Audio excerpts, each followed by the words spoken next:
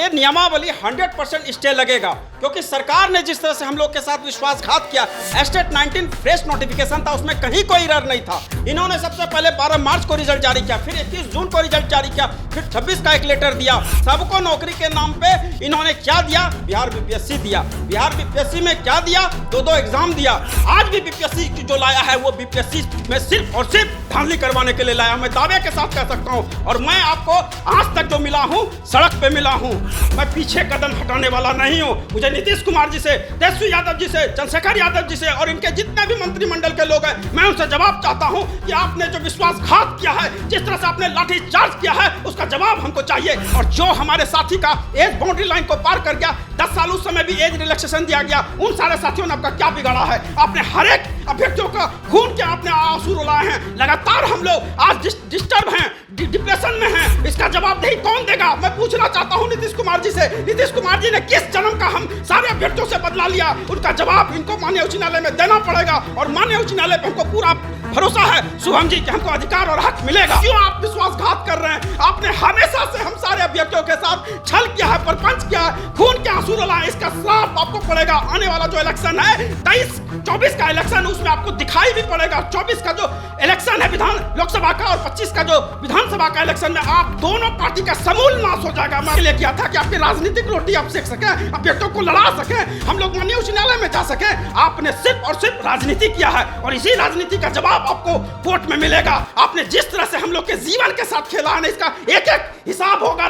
इस बात को समझ लीजिए। कल के डेट में फिर इनकी सरकार बदलेगी, कोई दूसरी सरकार आएगी, नीतीश बाबू वहां पे रहेंगे, फिर ये कहेंगे कि मैं यूपीएससी से लूंगा। जो हमारे निर्दोष साथी जो सलाखों के पीछे महीनों रहे, जो निर्दोष साथी हॉस्पिटलाइज हुए, उसका भी हमको बिहार सरकार से जवाब चाहिए। और मैं नीतीश कुमार जी से पूछना चाहता हूं, नीतीश कुमार जी का कोई स्टैंड आउट नहीं है। महागठबंधन में जो आए हैं आज, ये महागठबंधन को भी बर्बाद करने के लिए आए हैं। नियोजित शिक्षकों के साथ हम लोग का कोलैबोरेशन कर दिया, एक पैचअप कर दिया, और इसी सीट पे नियोजित वाले को भी लड़ा रहे हैं। मैं प्रसाद जी से मैं पूछना चाहता हूं, यही रंजीत कुमार जी आज गुजरात कैडर चले गए हैं, मैं रंजीत कुमार से भी पूछना चाहता हूं, जब एग्जामिनेशन वो इतना बड़ा एग्जामिनेशन, उसमें ये धांधली करवा देते हैं, क्या नीतीश कुमार जी को पता नहीं है? अतुल प्रसाद जी को पता नहीं है? आपका एग्जामिनेशन पैटर्न से ज्यादा आप लोग के अंदर में कालापन रहता है। मुंह में कुछ, सामने कुछ, प्रेस कॉन्फ्रेंस में कुछ। आज जो लगातार प्रेस कॉन्फ्रेंस करवा रहे हैं अतुल प्रसाद जी से, अतुल प्रसाद जी इस बात को क्लीन चिट करेंगे कि इतने लोग हम नौकरी दे देंगे इतने टाइम में? इनका कोई डेडलाइन नहीं। यही 2019 के विधानसभा इलेक्शन में इन्होंने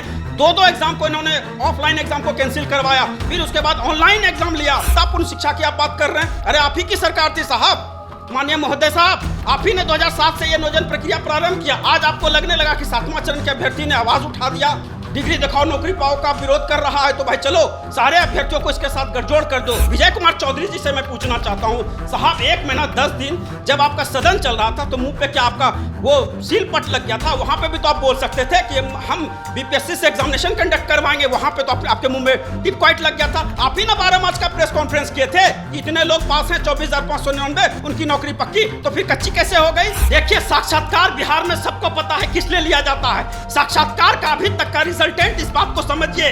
मैं ज्यादा नहीं बोलना चाहता हूं, जो भी अभ्यर्थी इस बात को समझ रहे, इसके चाल और चरित्र को समझिए। बोलते हैं कुछ, करते हैं कुछ, और फिर शो करेंगे कुछ। नमस्कार, आप देख रहे हैं द बिहार टॉप, और मैं हूं आपके साथ शुभम कुमार झा।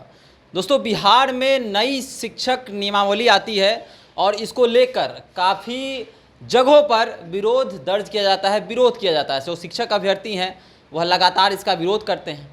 आपको बता दें कि जो स्टेट 2019 पास अभ्यर्थी हैं, वह भी लगातार अपनी मांगों को लेकर सरकार के खिलाफ अपनी आवाज़ बुलंद करते आए हैं। और आपने देखा है कि बिहार की राजधानी पटना में कई ऐसो जगहों पर आंदोलन किया गया, छात्रों को पीटा भी गया, उन्हें जेल में डाला गया, पर उनकी मांग जो है अभी तक पूरी नहीं की गई। मेरे साथ स्टेट 2019 क्वालिफाई बंटी जी हैं। बंटी जी, अपनी मांग को लेकर आप लोग तो लगातार आवाज़ उठा ही रहे हैं। अब आप लोगों ने कोर्ट में एक केस भी दर्ज कर दिया है, क्या कुछ बताइए कि जो भी अभ्यर्थी हैं उनको क्या संदेश होगा, क्या क्या आगे प्रक्रिया चल रही है?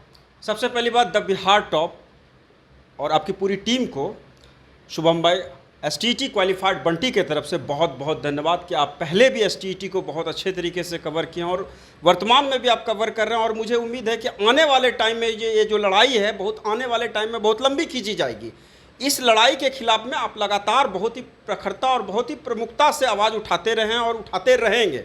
मैं बिहार के 29 जिला के अभ्यर्थियों को आपके चैनल के माध्यम से ये बोलना चाहूँगा, साथियों, जिस तरह से सरकार ने हम लोगों के साथ ये लड़ाई का एक जो माध्यम चुना, जिस तरह से इन्होंने एस्टेट 19 के साथ इन्होंने जो मतलब कुठाराघात, विश्वासघात या कई पीठ में खंजर मारने का काम किया, जिस तरह से इन्होंने 4 साल हमारे जीवन का अमूल्य बर्बाद कर दिया, इसी के खिलाफ हम लोग कोर्ट में मूव किए हैं। और मैं आपको बता दूं, माननीय उच्च न्यायालय पे हमको पूरा विश्वास है कि इस न्यायालय पे हमको अधिकार और हक हमको मिलेगा और इस लड़ाई को हम लगातार अब कोर्ट के माध्यम से कहीं ना कहीं हम सुप्रीम कोर्ट तक बढ़ेंगे। मैं आपको बता दूं, और ये नियमावली 100% स्टे लगेगा, क्योंकि सरकार ने जिस तरह से हम लोग के साथ विश्वासघात किया, एस्टेट 19 फ्रेश नोटिफिकेशन था, उसमें कहीं कोई एरर नहीं था। इन्होंने सबसे पहले 12 मार्च को रिजल्ट जारी किया, फिर 21 जून को रिजल्ट जारी किया, फिर 26 का एक लेटर दिया और लगातार हम लोग को हमेशा से बोला कि हम नियोजन की प्रक्रिया, नियुक्ति की प्रक्रिया में हम लेके जाएंगे और हम सबको नौकरी देंगे। लेकिन सबको नौकरी के नाम पे इन्होंने क्या दिया? बिहार बीपीएससी दिया।